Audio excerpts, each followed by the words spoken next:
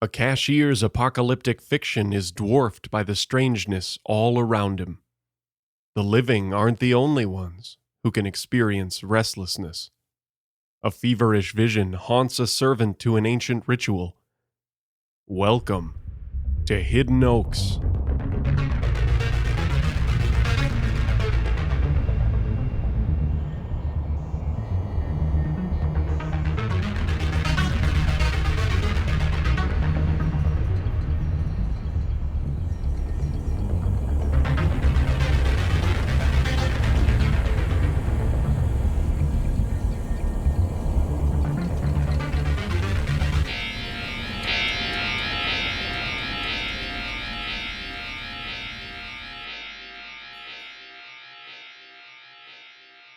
Night shifts had a tendency to be boring, especially when working at a small suburban gas station that wasn't on a busy intersection. The night shift manager. That's what they called him anyway. He just considered himself another gas station clerk that worked the overnights. He didn't mind the quiet nights and the solitude. It's not that he disliked people, but small talk made him feel awkward. He couldn't stop from rambling, and he felt like he made people uncomfortable. Mostly, he enjoyed observing the world and the people around him, and daydreaming while he did it. The clerk was in his early 20s, taller than average and lanky, with medium-length dark blonde hair. He was wearing a black Nirvana t-shirt, a picture of Kurt Cobain on the front. All he ever wore were black band t-shirts. This one, and his glow-in-the-dark Led Zeppelin 4 shirt with the Hermit on it, were his two favorites. It was getting to be about his favorite time of the night. Between the hours of 1 and 5, almost no one ever stopped in. He usually had the place to himself, and that's when he could do whatever he wanted to. He was working his way through a creative writing degree at Anoka Ramsey Community College, and this time of night at work is when he would write story outlines on the backs of the receipts people didn't want. He loved spinning tales of normal life in a normal town into scary stories with monsters and magic. There was nothing quite like writing a good monster story, he thought. Before settling back behind the cash register to do as he pleased, he walked across the store to the slushie machine, next to the soda fountain. He mixed his favorite, just over half blue and just under half red, which blended themselves into a light purple, grayish mixture that really didn't have much flavor besides sweet, which he liked. While putting a lid on the large slushy cup, an earwig darted out from under the drip tray of the soda fountain. He smashed it with the bottom of his slushie. It made a wet yet crisp crunch beneath the plastic container. Purplish-gray slush jetted out from the straw he had put into the beverage. "Yuck," he said as he wiped the bug mash off the counter with a napkin and threw it away. He should have disinfected the counter, but what difference did it make? No one was around to see, and they wouldn't ever know it had been there anyway. He'd killed several dozen of the things on various surfaces throughout the store over the past few days. He thought it must be their time of the year or something. Just seeing them made his skin crawl. Before heading back to the checkout counter, he grabbed the few remaining sweaty hot dogs that were left rolling endlessly on their attempt to escape the heat lamps. Instead of throwing them away, which he was supposed to do, he would break them up into pieces and use the toothpicks he kept behind the counter to make them into little hot dog stick people. These he would use to act out the best scenes of his stories. They reminded him more recently of the stick dolls the witch made in that Blair Witch Project movie he had seen at the theater the week before. That was creepy. He liked creepy. He sat down behind the cash register and began to put together his hot dog figurines, humming while he worked. When they were finished, he stood them both up next to the plastic case that displayed the scratch-off lottery tickets and pulled out a stack of receipts. He thought for a minute, and then began to write. Tonight the story was about a bank teller who had to face spectral monsters in a bizarre apocalypse, accompanied only by his dachshund. He was entirely engrossed in his writing, hunched over his work, when the door opening and the tinkling bell that announced a customer's arrival startled him from his trance. A cool breeze, much too cool for the muggy July day, accompanied the customer's arrival and scattered his receipts to the floor. "Damn it! Oh, you startled me," said the clerk. He looked up to see a man not much older than himself, of average height with an average build and dark short hair, walk in the door. The man didn't acknowledge him at all at first. In almost a zombie-like trance, he walked over to the freezers and looked for a moment before opening one up and grabbing a small box of Hot Pockets. He stopped at the microwave next to the soda fountain and popped them in for a few minutes to warm them up, and then walked back over to the counter. He appeared dazed, and for a moment he just stood there, looking around as though he couldn't quite focus. There was a far-away look on his face, which was otherwise expressionless. "Hot Pockets, eh?" asked the clerk. "I like them too, especially the pepperoni ones, but I've been trying to eat healthier lately. Those things will give you a heart attack if you eat too many." I'm sorry. Where am I?" asked Eddie. Sunex Gas and Go, man," replied the clerk, feeling confused.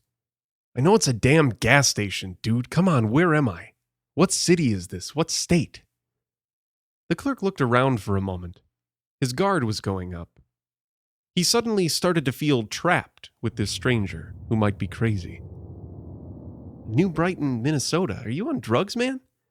I don't want any trouble, and those guys out there might not be too nice to you if they find out you are." "What guys?" asked Eddie sharply. The clerk turned and casually pointed out the window. Eddie followed this gesture with his eyes, and the two of them looked out the big front window of the store. There, just beyond the gas pumps, clearly lit by the parking lot lights, was a black Mercury sedan. 2 men were in the front seat, each wearing sunglasses, black suits, white shirts, and black ties. They were easily seen in the light, and Eddie couldn't believe he had missed them the whole time since he pulled up and topped off his car with gas. As soon as the two in the store directed their attention at the agents in the sedan, they appeared startled and moved quickly. The one in the passenger seat hurriedly lowered the small satellite dish-looking device he was holding and looked forward, pursing his lips and clearly pretending to whistle. The other man looked forward as well and unfolded a newspaper that he pretended to read, with his sunglasses on. Eddie stared at them for a perplexed 10 seconds or so, before directing his attention back to the clerk. "What are those guys? Some kind of cops? They just hang out here all the time?" "Well, yeah, they're pretty much here every day," said the clerk, nonchalantly. "Mr. Schaefer, he owns the place. He told us we weren't supposed to bother them. They don't really do anything." "Huh," said Eddie, at the same time both surprised and yet not surprised with everything else that had been going on today. He continued, "And I'm not on drugs, by the way. I've just had a weird day. I don't know what the hell is going on. I was just driving down the highway and, let's just say I didn't think I was anywhere near here. And I almost hit this guy who was just running at me, right down the middle of the street. He came out of nowhere. He was screaming. I was going to look for him to see if he was okay, and then when I turned around, I was here." "Never mind, man. It's going to sound too crazy." "Yellow shirt, black shorts with reflective stripes?" asked the clerk, continuing in his casual tone. "What?" "The jogger. Was he wearing a bright yellow shirt and shorts that have those reflective stripes? Big long beard, long shaggy hair, screaming the whole time?" I mean, he had a yellow shirt and reflective shorts. I saw that, yeah, and he was screaming. But I don't think he had long hair or a beard," replied Eddie, struck more by the casual nature of this bizarre conversation than by its content. "Yeah, you probably just didn't see him well enough. He's been running by here every night for a little bit. Freaking weirdo. Startled me pretty good the first time. I was outside emptying the garbage cans by the pumps. I'm getting used to him now." The clerk paused and seemed to think for a moment. People are really strange. The world is strange, you know? It seems like things can just be falling apart around everyone, and unless it really affects their lives directly, they don't even notice. They don't even seem to care. I just think it's fun to watch. "I think he might have been hurt. It looked like there was blood on the ground. Maybe I'm seeing things. I don't even know what's real right now," interjected Eddie, completely ignoring the store clerk's ramblings about the world and its strangeness. "Are you sure you're not on drugs? Because," started the clerk just as the bell began to jingle and the door opened yet again. His expression suddenly changed to annoyance as he looked up and then quickly jumped to his feet, grabbing the mop that had been sitting beside him. He started to shout, "Hey, no, not now. I just cleaned the floors and you can't be in here without any clothes on. I keep telling you that." The clerk began to move toward the door. Eddie had spun around to see an absolutely filthy, long-haired person who appeared to be completely naked, about to step in through the front door of the gas station. "Shoo! Get out! No shirt, no shoes, no service! And come in before I mop next time! You're covered in dirt!" As the clerk started to shout, the person froze, mumbling for a second, and then turned to leave. They quickly and lithely moved back across the parking lot, but not before grabbing 2 gallons of windshield wiper fluid off the display in front of the store. From there, they headed diagonally across the street and eventually merged into the darkness. The commotion had gained the attention of the men in the dark car as well. As Eddie glanced at them, he watched as the driver handed his newspaper off to the man in the passenger seat, put the car in gear, and slowly, without turning on the lights, coasted off down the street, following the naked person. Good. Maybe they'll help keep that crazo from coming around anymore. Ugh. Night shifts, huh?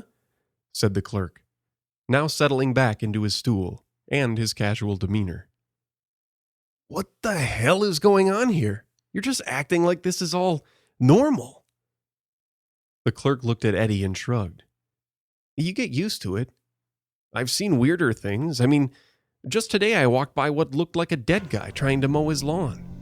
He was probably just sick or something, but he looked just like one of those zombies out of Dawn of the Dead, I swear.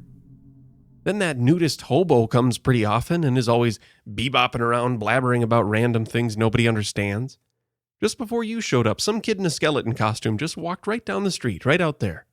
It's July. And then there's those guys in the suits in the black car. I don't even know what normal is. What do you want me to say? It's weird, you're right, but what are you going to do? It doesn't really change anything. Eddie hung his head and rubbed his temples with his hands. They were starting to throb with the beginnings of a headache. Oh, God, he groaned. I need to sleep, man.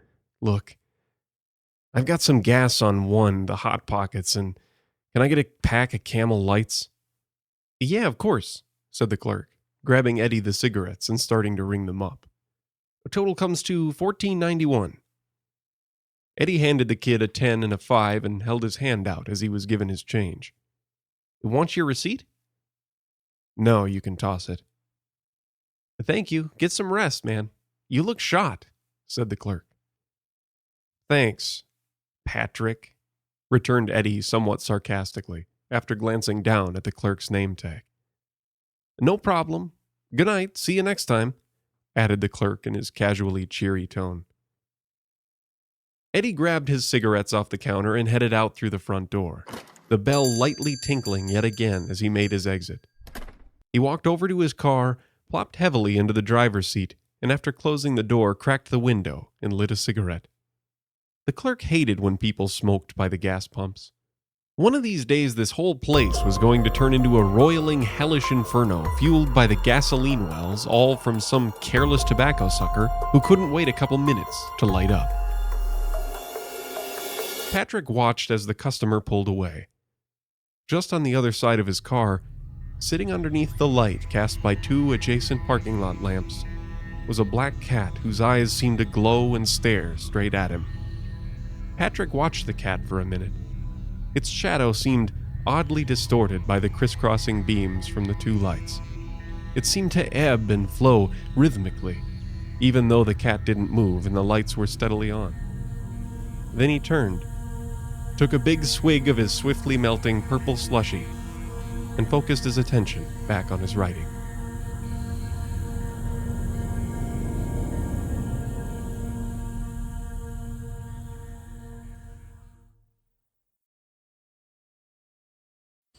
The moon was waning, but it was still near enough to full that its light tore through the branches of the cemetery's trees, allowing Father Witherow to clearly read the names and dates on the headstones before him. Though it was neither to read nor to contemplate these names and dates that found him at such a place, at such an hour. Before his time in the seminary, many nights had found Father Witherow, just Tim back then, in various bars and establishments, plunging himself to the bottom of many a bottle, only to leave at closing to go home and continue to drink in solitude, before finally passing out and starting the day anew. This was the biggest demon of his past, one that he struggled for a long time to finally overcome, and the reason why he continued to attend regular Alcoholics Anonymous meetings in the community. When the dark days and turpitudes of his past were far behind him, Father Witherow was still plagued by frequent, sleepless nights.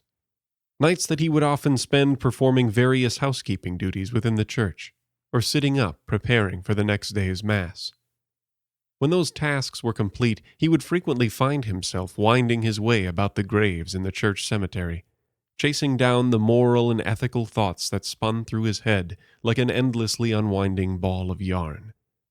It was on just such a night, about 2 weeks ago, rambling amidst the cemetery, that he heard the first tinkling of a bell. In the back corner of the graveyard, the oldest graves stood. A few score of these were still fitted with bells. A fear of being buried alive peaked around the Victorian era, but the practice continued for some time after it, and some grave sites of the time contained bells that someone could ring from within their coffin to alert the cemetery watchman. It was one of these bells that rang. The priest thought it must have been a breeze blowing or some scampering mouse in the night that caused the bell to ring. It sounded only one time, even after he stood there for nearly half an hour. And besides, these graves were very old.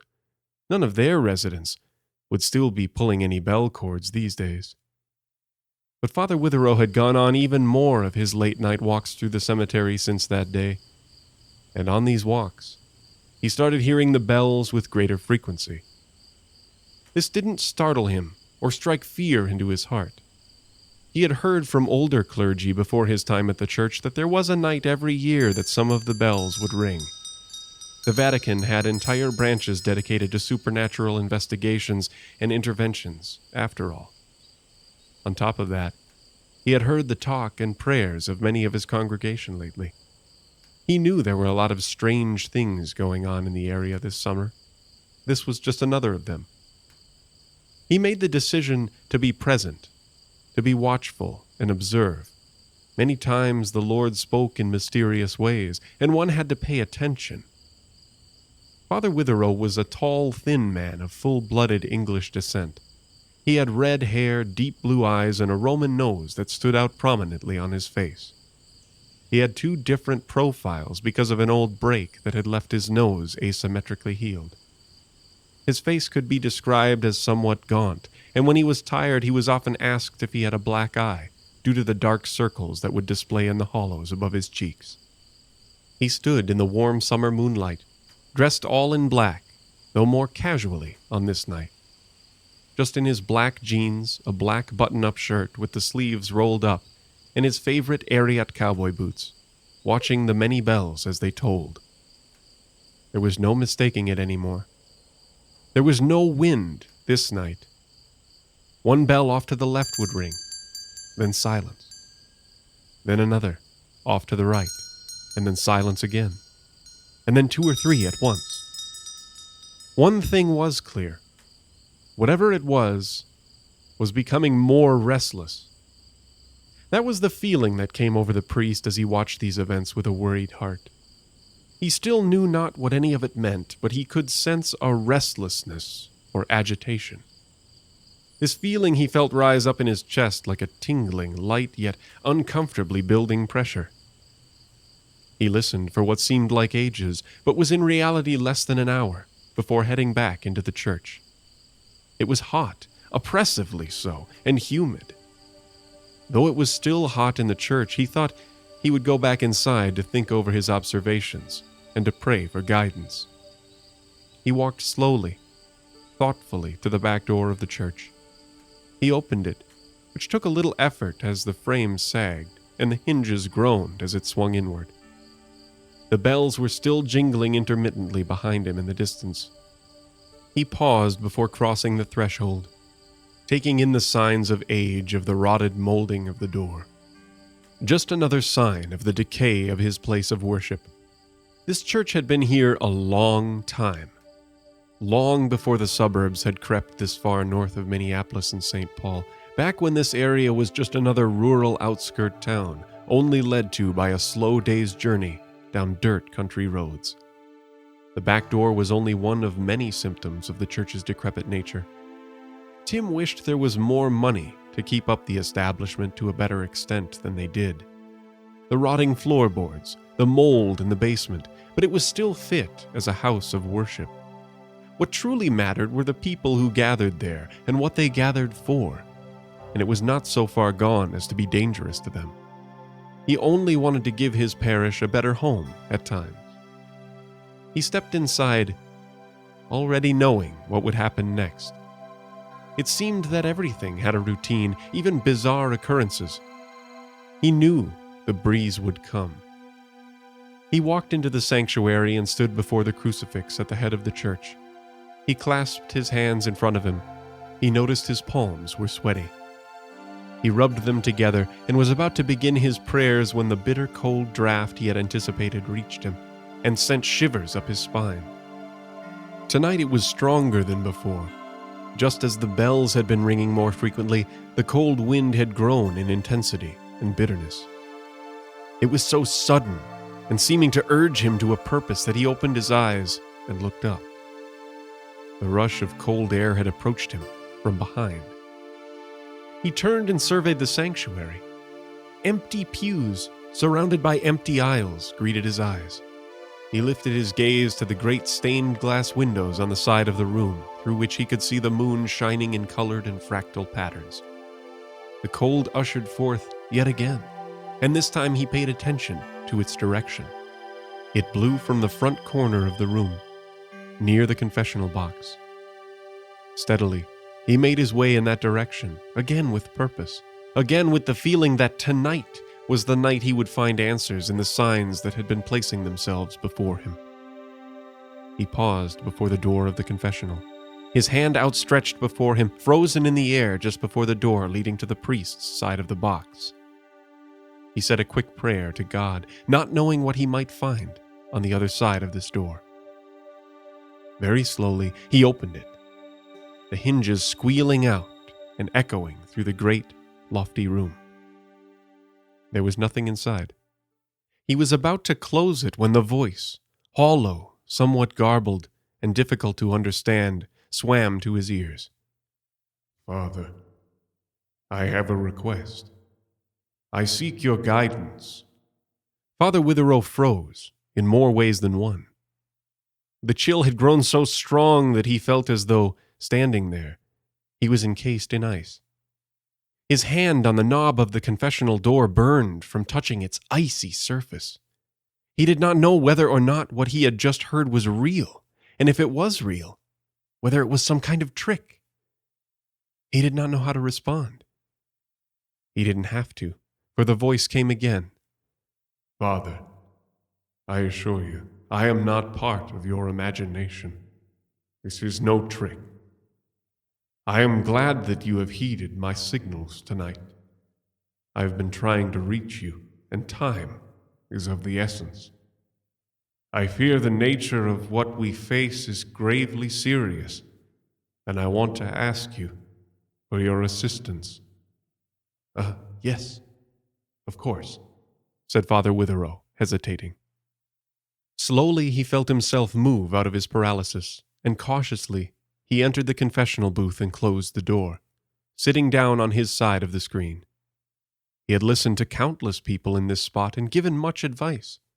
This wasn't even the first time it had occurred at an odd hour. Something was still strange, however. There was a gravity to this situation that was palpable. Many things had been leading him to this time and place. He could feel that. He still had no idea what any of it was about. In the name of the Father, and of the Son, and of the Holy Spirit. Amen. Amen. It has been at least 65 years since my last confession. How much this church has changed since the last time I was here. Tempus fugit, Father. It has grown old and is in need of some repair. I'm sorry that we aren't able to keep it up as well as I would like. No, Father. You misunderstand me. The age, the decay, is so beautiful. In not so many years you will see it from my perspective, but that is neither my information to share nor why I am here. The voice paused for a long time. The priest was still quite uncomfortable. He was still chilled to the bone, and he was tired. On top of that, there was a strange, sickly sweet odor, like that of an old compost pile that had wafted to his nose as he sat there. It wasn't strong, but it wasn't part of the usual old building smell of the church that he had grown used to. These things, the late hour, and the cryptic nature of the words coming from the other side of the screen made him want this situation to move forward, to come to its conclusion. "Your sins," prompted the priest. My sins, started the voice. "Yes, you wish to confess?" My sins have already been forgiven, Father. Again the voice paused, and for the first time, Father Witherow was more conscious of the presence on the other side of the confessional as the individual repositioned himself. He did not hear the usual soft rub of cloth as this happened, however. He heard a dull, hollow grating sound as the person moved. Together with the rest of the conversation and everything else that had occurred this night, the sound was unsettling. Perhaps my approach and introduction have been confusing, continued the voice in its eerie yet commanding tone. But old habits die hard. Then what guidance do you seek? As I have said, I have a request. Father Witherow was still puzzled, and after thinking for a moment he asked, "If it is a favor you wish to propose or a conversation you would like to have, is this something that we could talk about outside of the confessional? Perhaps at a more reasonable hour? It is very late, and I would like to give you more than my tired attention." In truth, because of the cold and the jarring nature of the situation, the priest was now wide awake. However, the direction this was taking was quite confusing, and he thought at least suggesting bringing some aspects of the discussion into the light, so to speak, would help his grasp on it. The voice paused yet again, seeming to think over the possibility Witherow had suggested. Hesitatingly, the voice replied, Father, I am afraid this time of night is the only time I am available to meet with you. As for your first thought, the confidence and anonymity I am granted by the use of the confessional help me to feel free of any judgment, or that you may misunderstand my motives. "I'm sorry," returned the priest. "I'm still struggling with how vague this discussion is. I can promise you there will be no judgment on my part, and any misunderstandings of your motives can be solved with a more direct conversation. Please, just explain to me what it is that you seek from me." As you wish, Father. Recently, as I'm sure you yourself have felt, something in the forest near us has awakened. I know not what this is, but its forces are growing, and it is causing activity that is disturbing our rest. I know you have also heard the ringing of our bells. I was hoping you could help us find peace. As the implication of the words dawned on Father Witherow, the pieces of the puzzle began to come together. The ringing bells, the cold drafts, the smell in the confessional, the suspected age of the other that was speaking to him, all pointed to one strange possibility. The second he began to contemplate this, he was stricken by fear. Conversing with the dead, and in person? The concept was horrifying to him. Just as quickly, however, the priest was able to steel himself through both his faith and through logic applied to an illogical situation. He knew that his Lord would see him through. He knew that he was led to this discussion for a purpose. He knew that there were miracles and supernatural occurrences that could not be explained and that were often not believed by those who heard of them. This had been taught to him, and he had seen things before, though not this profound. He put the facts together. There were strange things going on in the park across the street. He had heard many of these from his parishioners. If this was truly one of his church's past congregation members, and there were others like him, then he was a faithful soul asking the church for help. Nothing about him seemed malevolent. The thing was right. If he had been approached by anything that looked like whatever the undead thing might look like, he might not have had the same approach. He might not have been able to calm himself. The priest would do anything to provide comfort to those in need, or to help one's soul rest. On top of that, perhaps this was an opportunity to gain a different perspective on the nature of the strange things going on in their neighborhood. Father Witherow took a long, deep breath and began to speak. I see, you're right. There is no doubt that there are strange things going on these days. Though I can't put my finger on it, some of it is coming from that park, what you call the forest, or is centered around it somehow. And you're telling me these supernatural goings-on are affecting you? They're waking up the dead in our cemetery? That is a very simple way to explain it, but in essence, yes.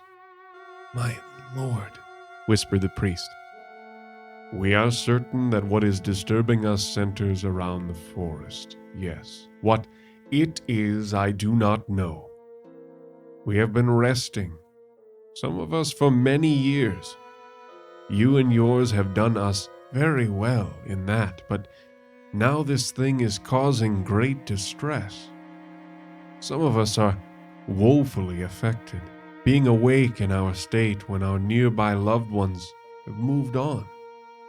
Some of us are terribly tired of hearing the gossip and speculations over and over of our neighbors. The traffic is so much greater than before, especially the bright cars with those dark souls inside who prowl at all hours of the day and night, using their equipment that is so disturbing to us. Even worse from these latter is the direct unrest that they have caused.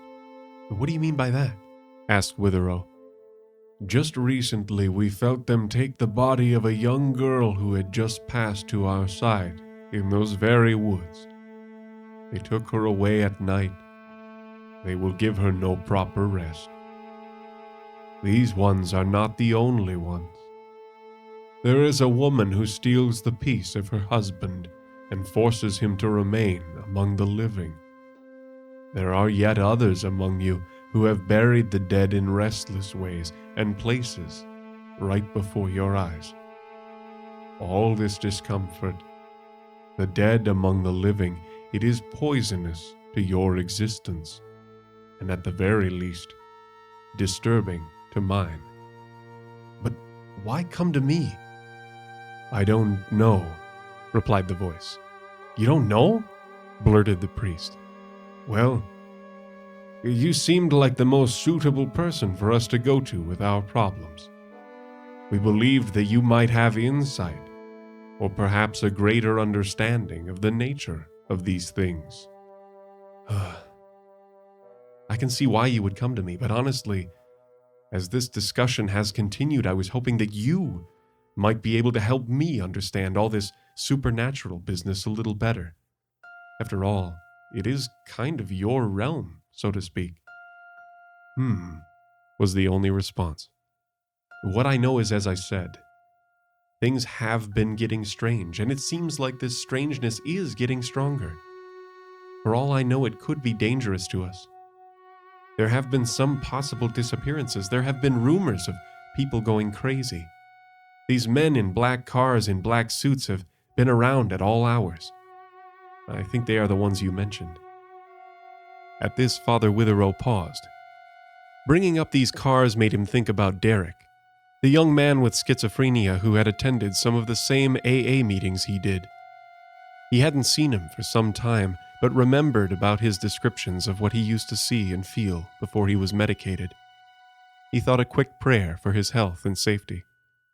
But that's mostly it. I don't know enough that I would know what to do against this power. Though I do believe that the power of the Lord is great and that miracles are possible. I will think this over. I will hold counsel with others who may be able to assist me in this matter.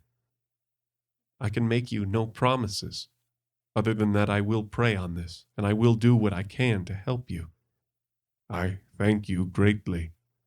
We thank you, Father, replied the dead man. It is my duty and my pleasure to help a fellow soul seeking peace, Father Witherow continued. Will we ever be able to speak again, or if I have more information for you, or you for me even, how will we discuss it? You now know we have ways of communicating with you, Father. As far as communicating with us, that is easy. The same way you would always pass your thoughts to those who have moved on.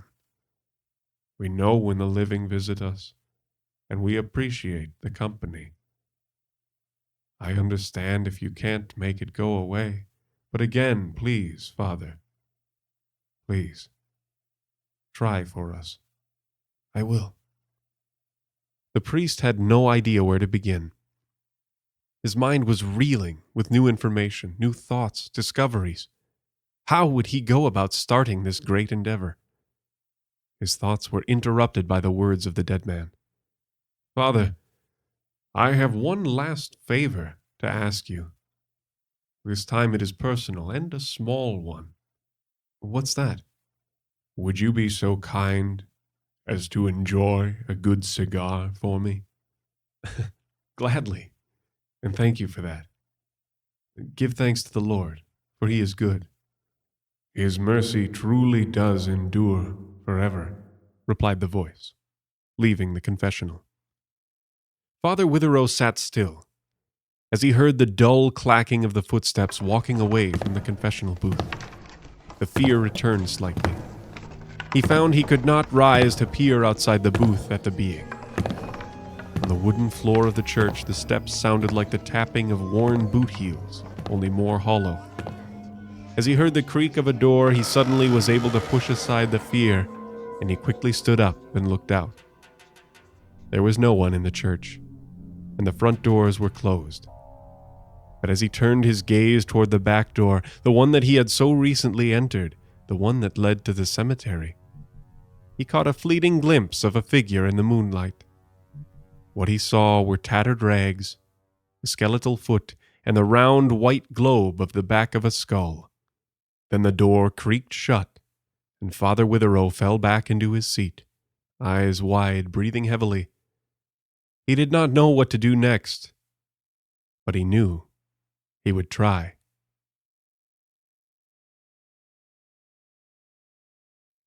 Fucking kids playing out in the road with their lightsabers. Didn't they hear us? Ronald said. He was yelling through the partition from the cab of the vehicle. We're a goddamn fucking ambulance, and they didn't even turn their heads till we almost ran them over. Gloria did not reply. She was curled over her patient, who was on a stretcher. She was trying to insert an IV into his arm. He was in his 50s and had been found in his house nearly unresponsive after his daughter called a 911 dispatcher. She had been on the phone with him when he collapsed.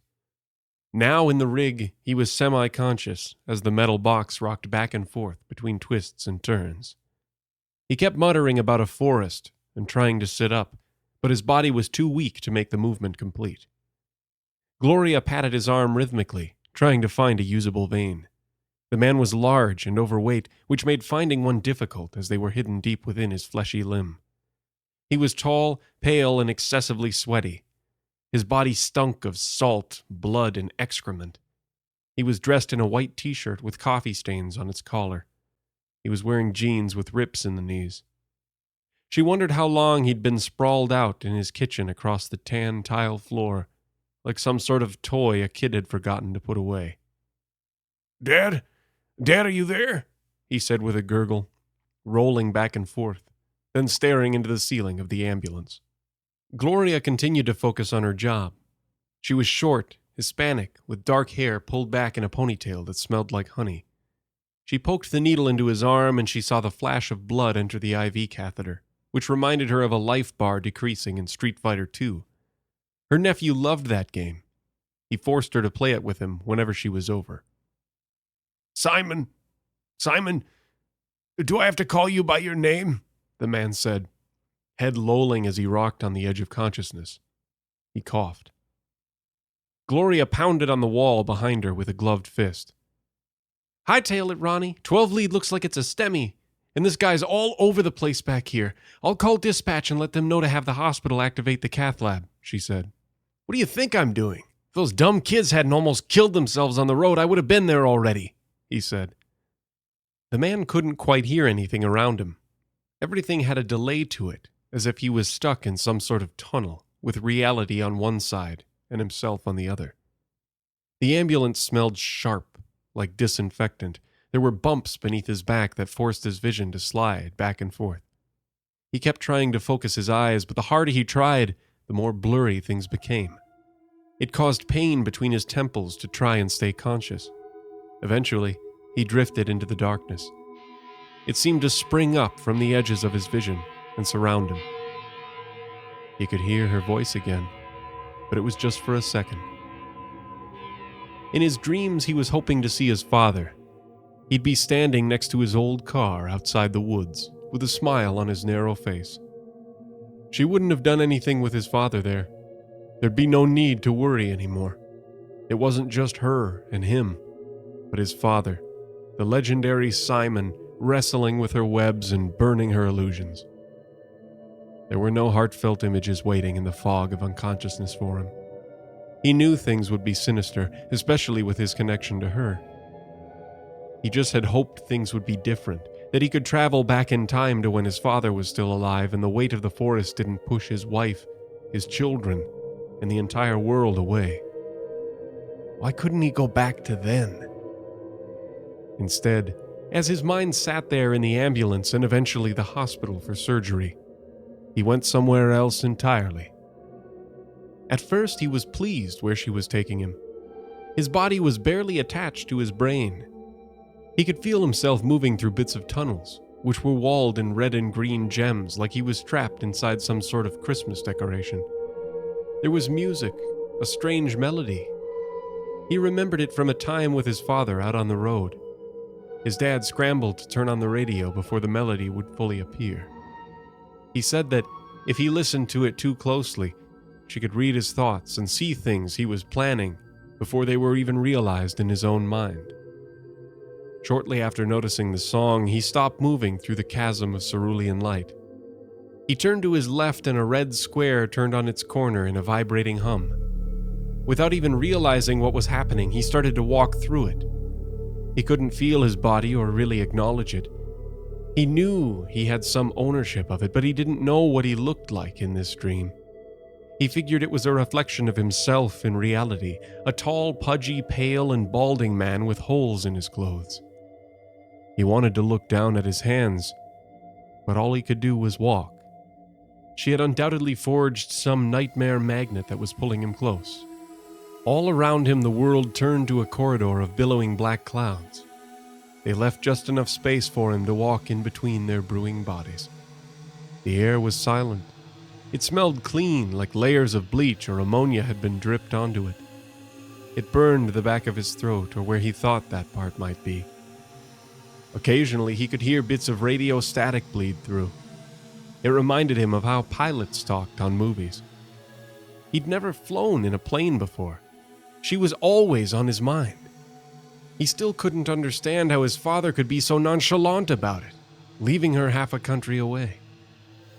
The man kept walking through the mist. There were whispers, too, lost languages that even he hadn't bothered to learn. All that mattered were the passages in the right. As long as he could read those, all this other magical jargon hidden in plain sight was inconsequential. Something hard and flat suddenly bumped into his face. He could feel his body, He was surprised. This was beyond even her skill. He ran his hands across the object. He was scared. He was always terrified when it came time for containment. No matter how many times he'd gone into the woods and down their levels to feed them, he'd almost always piss himself. The only thing he could do to get him through the procedure was thinking of his father's voice saying, "Containment is the only priority." It was a door. An oak panel frame with a golden round knob with some etchings along its curves. It swung open like a bad memory. The man walked through before he could even tell his body not to. The ground beneath his feet clapped against a skin of dark liquid. Around him, the air filled in with bits of black lines and white background, like he was stuck in some sort of sketch being drawn at that very moment. This wasn't her? Was it them? What would they be telling him? In a few seconds, this wave of symmetry forged an image towering over him. It was a hill, surrounded by black trees, like the thorn forest from Sleeping Beauty. His daughter loved that film. She'd watch it over and over again. He hated it, though, especially the scene where all the fairies made the city sleep. If only he could have told his daughter how close that was to reality. It was just blocks away. Atop the mound of dark branches was a house, a large one, bigger than anything he'd seen while awake. The details were hidden by the deep fog that was still blowing on the edges of the forest. There was wind blowing. It bashed against his neck and shoulders like he was in some sort of impatient crowd. It blew in the direction of the building. Strangely, there was no din chasing the invisible force at his back. It was just silent, like sound didn't want to be attached to this silent behemoth. Then the gale diminished slightly, and the man started walking forward. He couldn't remember authorizing his legs to even move. There was a yellow path that snaked up through the blackened limbs. They didn't tussle or reflect the tempest. The man wondered what made them so special. Why did he feel its phantom breeze? As he moved upwards, the details of the home started to emerge. It was 2 stories, with a blackish-brown roof and white siding. There was a curved brown door identical to the one from before, which centered the structure, with 2 bay windows on each side. The man automatically reached for the golden doorknob that curled out at him. He noticed 6 claw marks carved into the surface of the door. They were deep, fresh, and peeling. If he'd been in his own body at that moment, he might have had another heart attack. "Containment is the only priority," the man said to himself. The words echoed out into the image, like he'd just spoken into an abyss. The door opened without a ghoulish ache or bellow. The man was surprised. The fact that sound was absent made every image deafening. Snakes of darkness darted in every direction as the man looked into the house. In their trails, rooms emerged ahead of him, like some phantom hand was wiping dust away from a photograph. There was a hallway, doors, an open doorway that led into what looked like a kitchen, and a set of stairs heading upwards. None of it had detail. The dream didn't need to bother with a particular color, line, or shape. It had something more nefarious to communicate to the man. "Containment is the only priority," he said again. His voice sounded too real against the silent house. The wind rattled the walls. It didn't want him to talk too much. The man didn't know what direction to go. The illusion would give him a sign. If she or they were involved, it would be by design. They liked games. This was another one for them to play with him. His instinct was telling him this was something else, though. Something was giving him this vision outside of the ritual. He wished he'd paid more attention to his father on those monthly drives to the forest. Then, almost as if the house knew he needed a clue, a picture blossomed out of the wall opposite the railing leading up the stairs. The man squinted at it. The only light was a paleness crawling in from the windows. He approached it slowly. He had to climb the steps to get close enough. The image was of a human eyeball.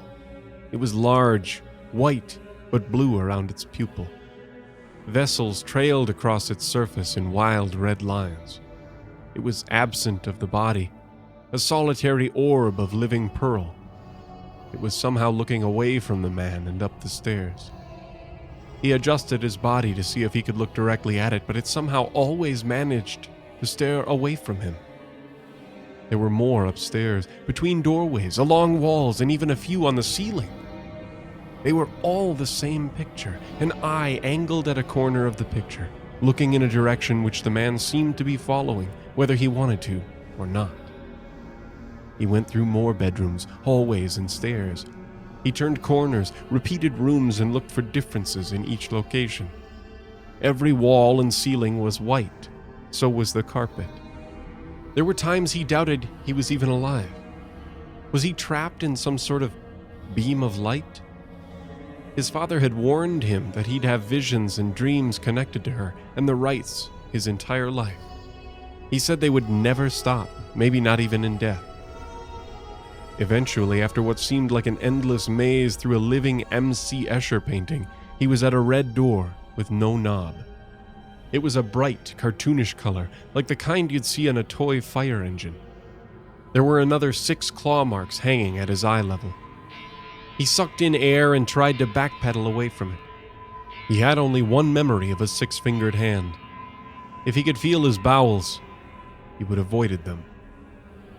Then a bit of music played somewhere, and a smell stung the air. It was sour, sunken, like he was wandering through some sort of pond. He'd smelled it before. Is she here? Is she inside the house? The man said to himself.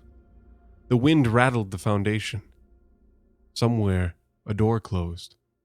Nothing made a sound, except for visitors.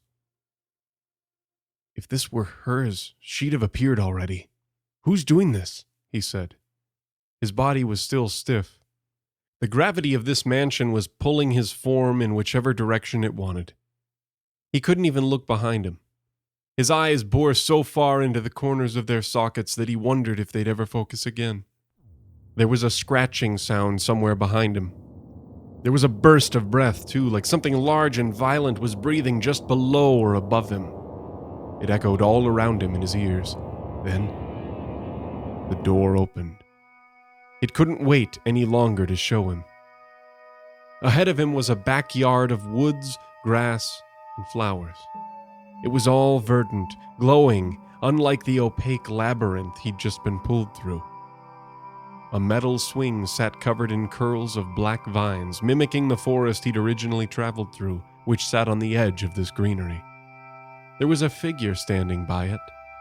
At first the man's eyes couldn't focus, but his vision became clearer, as if someone was slowly tightening the lens around him. In a few seconds he realized he was staring at a child standing between the woods and swings. It was a boy, not more than 6 years old, holding a backpack in his left hand. He was dressed in a blue sweatshirt and gray shorts. His hair was sandy blonde and his skin pale. He was staring up at the trees, which were empty. He could see something, though. Something standing there. It captivated him. The man furiously scanned the line of branches and leaves for what he was looking at, but there was nothing. You shouldn't be here. Get out of here, the man said, with a quiver in his throat. The boy didn't move. Can you hear me? Get out of here, she's coming! More silent staring into the woods. Move! You have to move, he said. Something shook in the house behind him. Run! Run into the forest! Get away from her before it's too late! The man could feel a shape behind him, next to the door. The smell was back, so was the music. She was near. It could only be her. Run! The man screamed. The boy turned and the world turned also, knocking the man into the sky. The sun that was never there before appeared over his head. He could hear the boy screaming behind him. The light that had suddenly vacuumed him from his vision turned into a dull, lifeless square just above his face. It was a fluorescent light stuck in the white, acoustic ceiling of Unity Hospital. Sir, can you hear me? A voice said from just above his head. The man tried to nod, but his body was weak, dry, and heavy. There were beeps and chirps all around him from various monitors. The air smelled like sweat. His eyes were like curtains of lead closing down on the vision around him no matter how he fought them. Sir, you've had a surgery. You had a heart attack. You're in the hospital and you're recovering," a male voice said from the corner of the room. The man tried to find him with his eyes but couldn't. "We're going to notify your family about what's happened," another voice said. The man's eyes widened. It was time to tell them. Whether or not he wanted them to know, it was time. Something moved just below his feet by the curtain hanging in front of a door. A cat was watching him, hidden from the rest of the eyes in the room. It was dark, with white eyes that seemed to reflect the same blackness of the dream he'd just waded through. He wanted to point at it and scream, but IVs, tubes, and tape were weaved all over his body. He tried to nod his head at it, but it walked calmly away, vanishing through the door into the hallway. It was time to tell them where they came from, the man thought, before passing out beneath a wave of medications. The cat didn't have a hard time weaving its way out of the hospital. People were distracted, tired, and stressed throughout most of the stations and hallways it walked through. It would wait between legs walking by and doors shutting. It stayed against the walls and sprinted around corners when it would reach a non-clustered human. Pretty soon it was on the bottom level of the hospital, walking towards the sliding doors of the valet. The cat couldn't help but mentally smile at its own cleverness. It was almost 8 p.m. The building was growing quieter, and security was just switching over for the overnight shift. The man taking over the front desk was named John. He was tall, pale, and had red hair that spiked up with a nearly flammable level of gel. He nodded at the scribbles on the dispatch log as he sat down in the curl of brown countertop just inside the building. He set down an X-Men comic with the word Onslaught scribbled across it, and took a deep breath. Just then, a cat bounced across the lobby at a casual gallop. John almost stood up, but it was quite obvious that the animal was leaving the building, so his work was being completed before it even started. He smiled at it. He appreciated the gall of the cat, wandering in and out of a hospital of its own accord. He'd always liked the animals, but this cemented his belief in their coolness. As the cat moved toward the doors, it crossed in front of a wide sunbeam, courtesy of the evening light. God, cats love sun no matter what, John said to himself with a smile. The moment the cat crossed the yellow streak couldn't have lasted more than 2 seconds. However, it would remain burned into John's memory for the rest of his life in the form of nightmares and panic attacks. As the animal moved, the shadow trailing it was somehow something else entirely. It was tall, jagged, sharp, and hunched over as if in a shroud of tattered fabric. It stood sideways, bent over the actual cat like an eager parent. There were claws, horns, and random bones jutting out from the curled shade. It made John drool, and he nearly fell off his chair. There was music coming from somewhere, but he couldn't tell where. The lobby had some smooth jazz radio station he'd been forced to listen to, but this was something altogether different. He couldn't tell what it was. In a second, the cat was gone, and out the doors in a mechanical clap. John stared at the sunbeam as the shadow remained to look at him for one haunting moment. Then suddenly, it shattered like glass and followed its host home.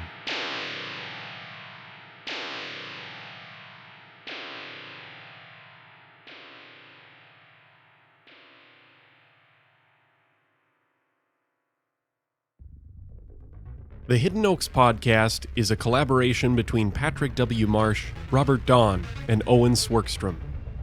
The stories Night Shift at the Sunex Gas & Go and The Request, written by Robert Dawn.